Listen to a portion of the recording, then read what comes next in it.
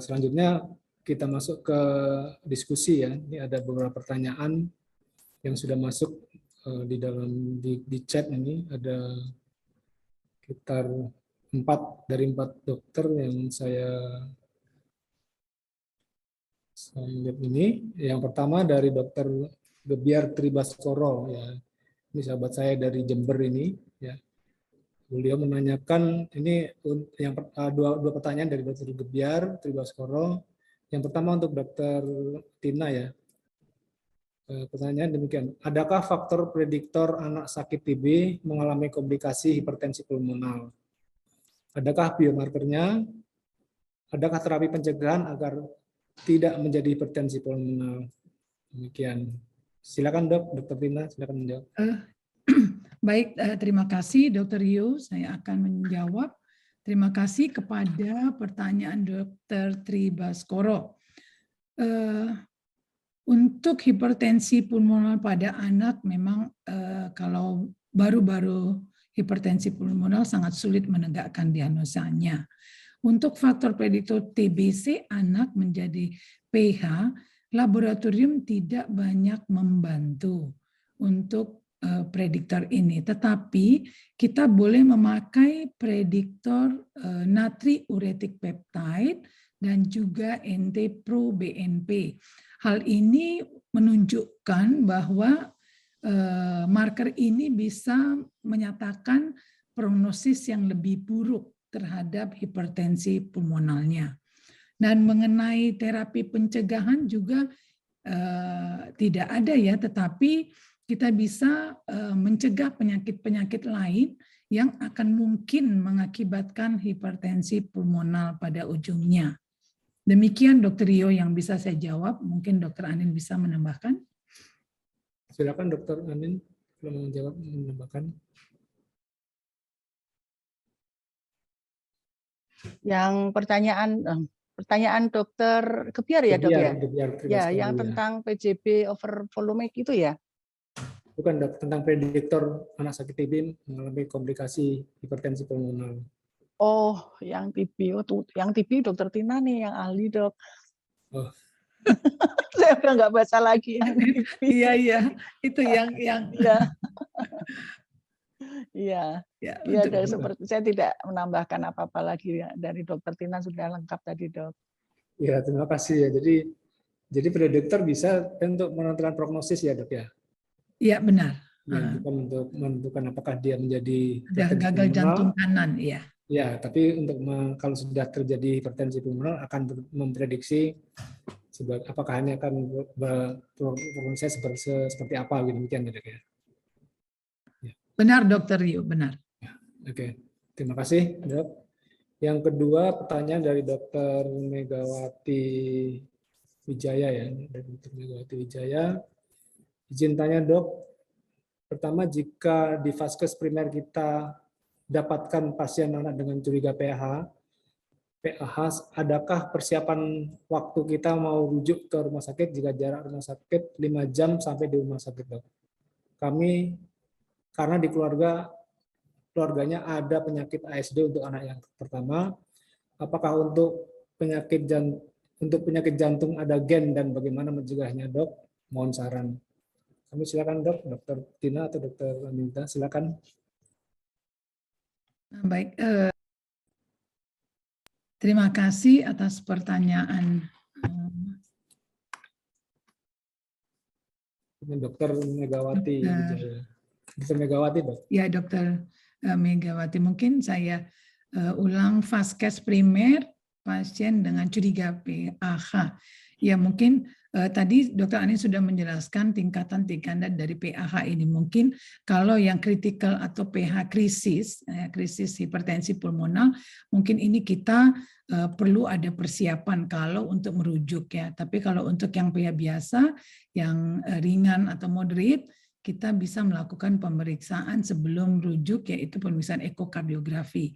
Nah, untuk yang krisis hipertensi ini, nah ini yang perlu persiapan, mungkin di vaskes primer, kita boleh memberikan obat-obatan sesuai dengan gejala klinis dari pasien ini. Kemudian untuk yang di mana keluarganya ada penyakit ASD untuk anak pertama. Nah, ini pemeriksaan penyakit jantung, ada gen bagaimana mencegahnya. Kembali lagi tadi untuk genetik juga ada berperan, yaitu BMP faktor itu yang mutasi dari BMPR2, di mana kalau ada orang tua yang mendapatkan pemeriksaan genetik ini, ya memang diedukasi sebetulnya tidak bisa melahirkan atau hamil, ya kalau memang ada pemeriksaan genetik ini. Tetapi kalau yang ada di keluarga ASD, ya ini tadi cerita untuk PH, tapi kalau ada di keluarga ASD dinyatakan kalau ada keluarga ASD, kemungkinan keluarga yang lain menderita penyakit jantung bawaan itu ada sekitar 14%. Jadi boleh dicek kalau untuk biomarker, genetik, pemeriksaan gen pada hipertensi pulmonal ataupun juga penyakit jantung bawaan itu harus melalui pemeriksaan dari pemeriksaan genetik. Demikian Dr. Rio. Ya. Terima kasih atas pertanyaannya. Terima kasih Dr. Anindita, mungkin ada tambahan? Masih di mute, Dok? Di mute, Ya. Anin. Ya, Dok, terima kasih, Dok. Kalau masih kecurigaan, mungkin nggak ada yang khusus ya. Kalau dalam rekomendasi itu memang ada dianjurkan dengan memberikan oksigen, jadi harus siap oksigen selama transport misalnya. Terjadi penurunan saturasi, kemudian oksigen juga berperan menurunkan tekanan paru ya. Namun saya rasa lepas dari itu semua itu, yang penting itu dokter sudah melakukan proses diagnosisnya ya. Jadi misalnya curiga PH di ronsen dulu itu misalnya untuk lihat apakah penyakit parunya ada atau tidak, ada kardiomegali atau tidak. Itu kan di vaskes primer bisa nggak itu? Saya rasa bisa ya. Bisa ya. Jadi jadi kan untuk itu bisa untuk menilai itu keamanan misalnya untuk merujuk. Kalau kardiomegali sekali kan mungkin anak gagal jantung. Jadi pada saat merujuk kita harus setidaknya edukasi ke keluarga bahwa kondisinya seperti itu dan perlu pendampingan. Nah kalau ternyata di ronsen ada masalah di paru kan berarti kita tahu selain ada kecurigaan PAH.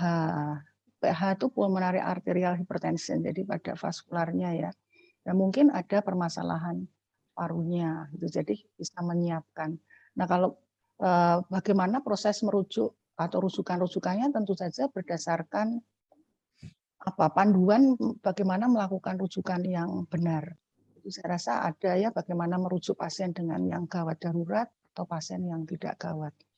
Namun itu tentu saja tidak menghalangi. Jadi proses diagnosisnya mohon, saya rasa bisa dilakukan bahkan oleh dokter perawat di dokter umum di daerah. Itu ya Dokter Tina ya Dok ya. Mungkin itu saja saya nambahin ya. Iya, terima kasih Dr. Anin. Ya, terima kasih Dok. Jadi tergantung dari pemeriksaan, jadi klinisnya seperti apa, ya, apakah itu yang ringan atau yang kritikal, ya nanti itu bisa menentukan apakah. Kalau ringan, tentu saja tadi disebutkan bahwa kalau ringan kalau ada fasilitas bisa di echo dulu ya. Dengan kritikal dia diberikan pengobatan apa yang ada di fasilitas yang ada di tempat tersebut ya. Kemudian penanya ketiga dari Dr. Septa Mariana, ya, izin bertanya Dok, berapa lama penggunaan sildenafil pada neonatus yang dicurigai dari PPHN dengan riwayat MAS pada echo dan pada echo didapatkan right ventricular dilatasi tanpa adanya shunt septum intak. Terima kasih. Silakan Dok. Ke saya ya. Mana saja? Dok. Silakan Dok. Kalau saya coba menjawabnya untuk PPHN ya, persistent pulmonary hypertension of the newborn, kalau saya tidak salah, penggunaan Dr. Septa Mariana. Terima kasih atas pertanyaannya. Ini penggunaan sildenafil pada neonatus dengan PPHN biasanya tidak ada waktu yang pasti ya. Hanya kita kalau memang sudah ada PPHN, kita akan berikan sildenafil. Kemudian kita akan memfollow up berdasarkan ekokardiografi untuk penurunan dari hipertensi pulmonalnya. Jadi selalu kita lakukan follow up echo per 3 bulan mungkin untuk menilai bagaimana hipertensi pulmonalnya pada neonatus ini. Terima kasih. Mungkin Dr. Anin boleh menambahkan. Oh iya dok. Ya itu MAS ya, MAS itu meconium aspiration syndrome itu ya. Sindrom aspirasi meconium ya. Ya. Aspirasi sindrom. Ya. Kalau ada SAM mungkin namanya bukan PPHN jadinya ya. Ya PH karena SAM itu. Karena biasanya itu ada kelainan parunya kan. Kalau di ronsen, diperiksa fisik anaknya ada masalah dismu dan sebagainya itu ya sesuai dengan kriteria aspirasi mekonium. Kemudian pada ronsen kan ada gambaran yang khas juga terdapatnya aspirasi mekonium. Jadi kalau aspirasi mekonium kan menyumbat di saluran pernapasannya, itu akan mengganggu atau memang bisa menimbulkan pH. Dan jawaban-jawaban yang tentang sildenafil sesuai dengan Dokter Tina dok sama. Ya, ya dok, itu saja dok. Ya, terima kasih dok. Dok, yang pertanyaan berikut dari Dr. Zul Febrianti. Izin bertanya dok, mana lebih menguntungkan antara atrial septostomi dengan POTS-SAM? Terima kasih dok. Silakan dok, Dr. Anindita atau Dr. Tina. Kayaknya susah-susah. Ya, ya silakan Dr. Tina. Ya, Dr. Anin. Terima kasih Dr. Febrianti yang harusnya menjawab ini sebenarnya. Ya, Dr. Febri, saya coba menjawab bagaimana yang lebih menguntungkan atrial septostomi dengan POTS-SHANT. Aduh, jadi mungkin ya kita tahu POTS-SHANT itu adalah yang lebih operasi karena dia operasi, sedangkan balon atrial septostomi atau ini nggak ada balonnya ya, atrial septostomi dengan POTS. Ya mungkin keduanya sama-sama menguntungkan ya, karena POTS-SHANT juga memberi hubungan antara left pulmonary artery dengan aorta descendens. Jadi sedangkan atrial septostomi adalah septum atrium yang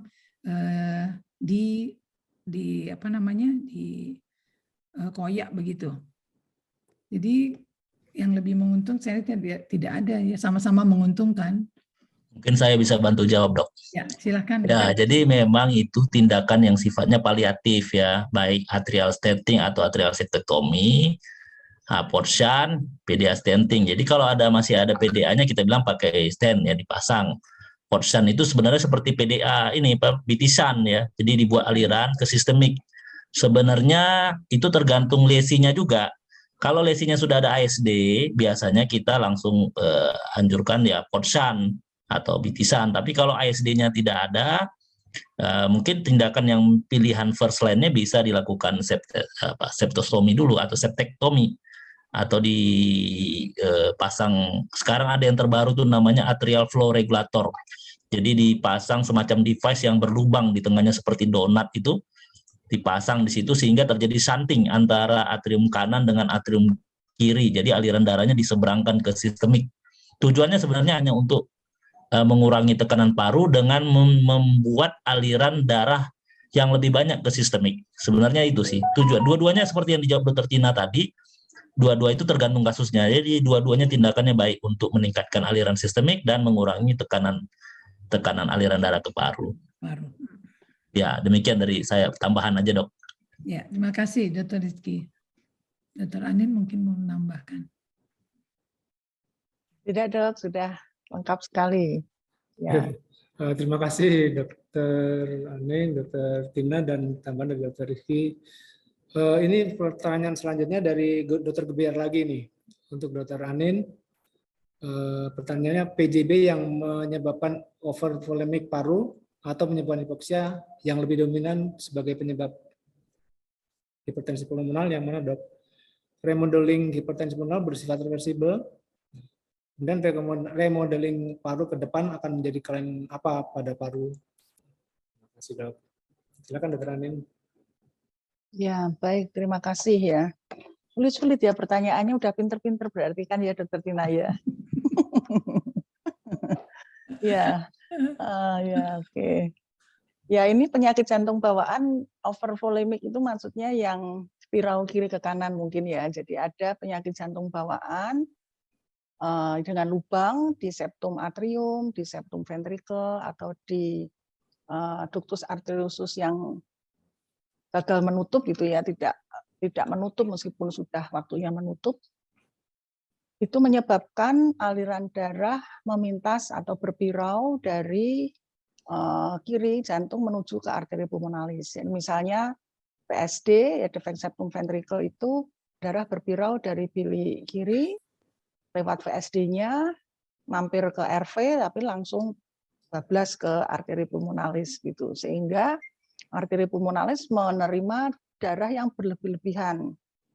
Dia masih bertugas menerima darah yang dari bilik kanan ditambah lagi yang melalui VSD dari bilik kiri. Ini misalnya pada VSD ya. Yang ASD, PDA, atrioventricular septal defect lebih kurang sama mekanismenya. Nah, kelebihan darah yang terus-terusan ini itu arteri itu kan bisa mengkerut, bisa melebar gitu ya, bisa vasokonstriksi, bisa vasodilatasi. Nah, dengan aliran darah yang berlebih-lebihan ini membuat si arteri pulmonalis ini terus berespons terhadap shear stress itu ya, terhadap aliran yang meningkat, memberikan respons-respons molekuler sebetulnya. Kemudian responsnya adalah ada usaha vasokonstriksinya, tapi dia juga berdilatasi. Nah, ini terus tergerus begitu endotelnya sehingga mengakibatkan perubahan-perubahan pada struktur endotel. Perubahan struktur endotel itu yang tadinya mulus menjadi tidak mulus lagi. Arteri itu harus mulus.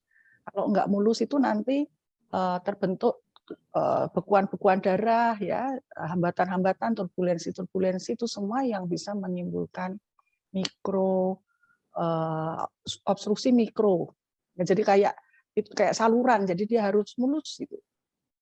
Nah, perubahan-perubahan inilah yang kemudian memicu penebalan dari tunika media ya. Jadi tunika media itu normalnya harus tipis, katanya mungkin lebih kurang 20% saja dari tebal dinding arteri. Namun karena respons ini terus-menerus ya, tunika medianya kerja terus gitu sehingga terjadi perubahan penebalan otot arteri. Ya, itu terus terjadi sehingga lama-lama lumen arteri akan kecil. Itu yang disebut remodeling. Perubahan sudah mengakibatkan bukan hanya fungsional saja tetapi sudah terjadi perubahan struktur atau histologis ya.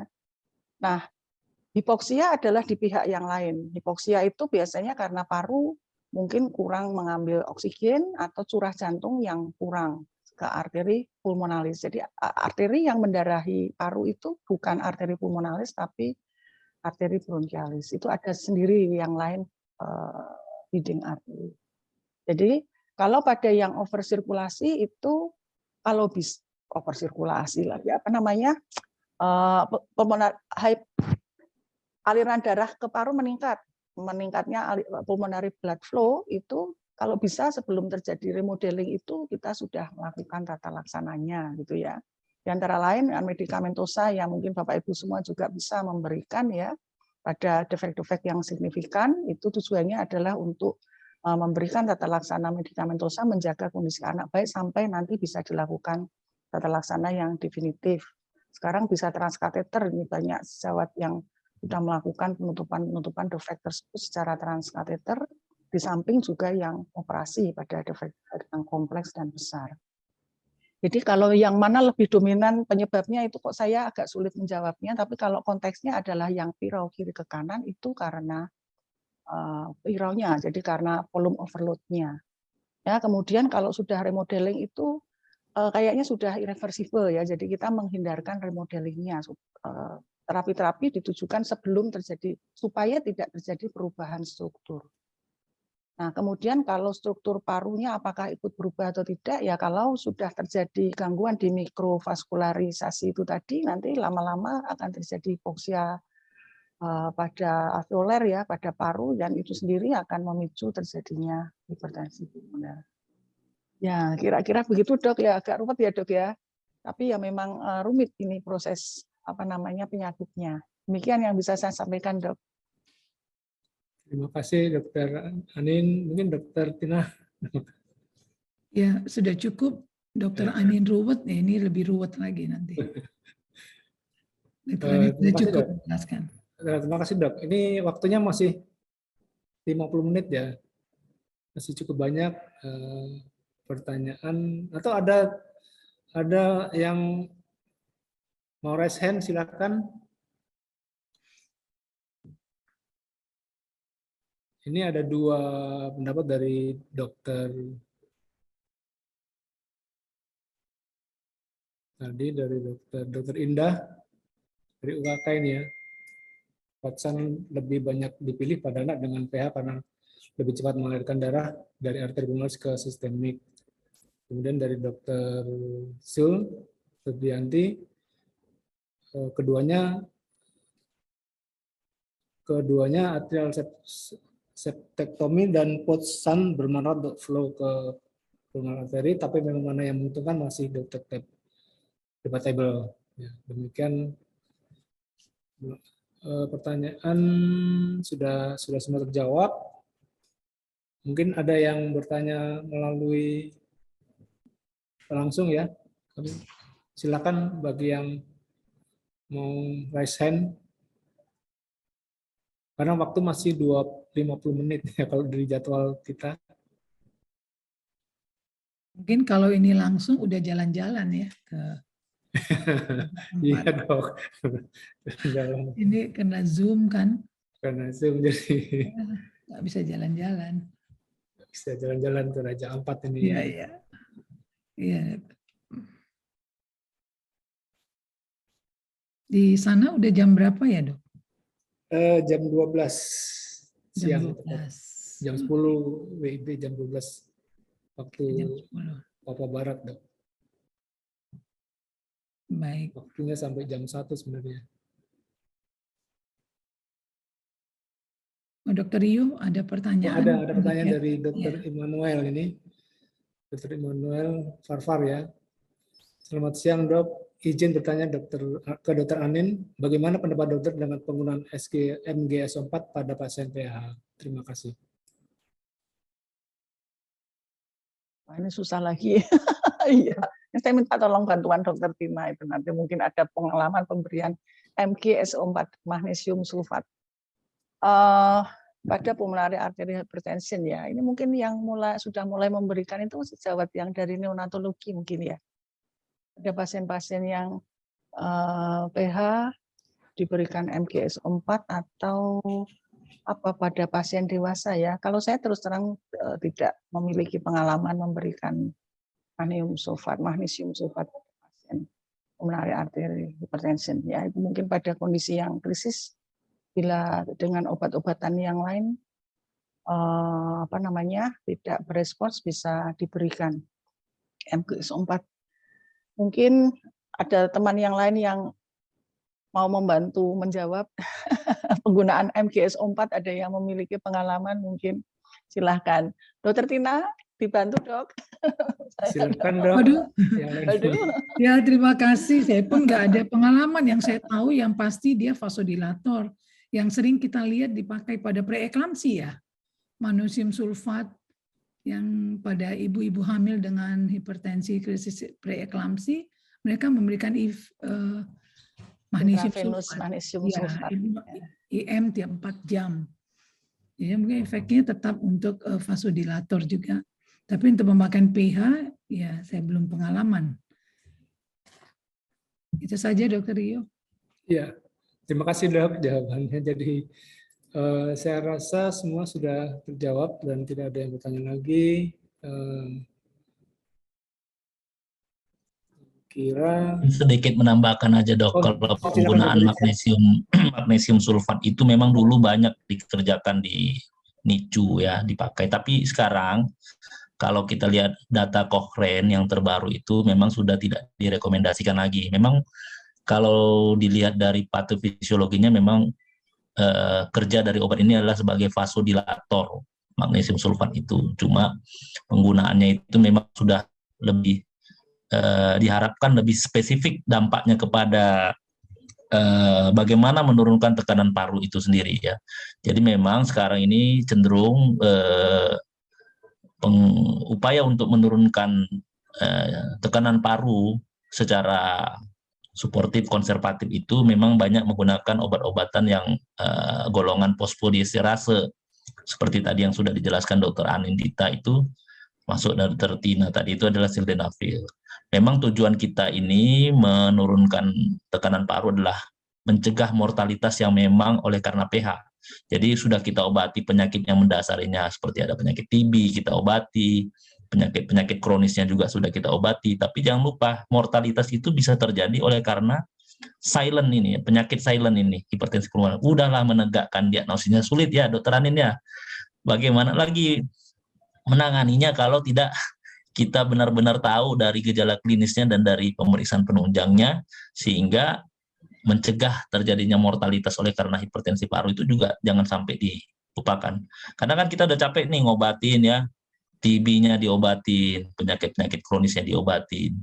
Tapi mortalitas itu juga masih bisa terjadi oleh karena penyakit hipertensi paru. Mungkin ini yang memang ke depan makin banyak penelitian-penelitian ini yang akan dilakukan ya. Obat-obatan juga sekarang sudah lebih banyak alternatifnya. Kalau dulu mungkin hanya golongan kalsium channel blocker, redikasi nifedipin, tapi sekarang ini ada obat-obat sildenafil, ilopros ya, ada yang model inhalasi juga.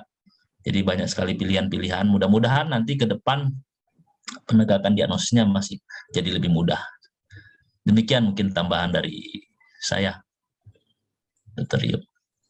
Terima kasih Dr. Rizky yang telah memberikan tambahan yang cukup baik sekali ya, yang penting yang sangat bermanfaat bagi kita semua. Ya.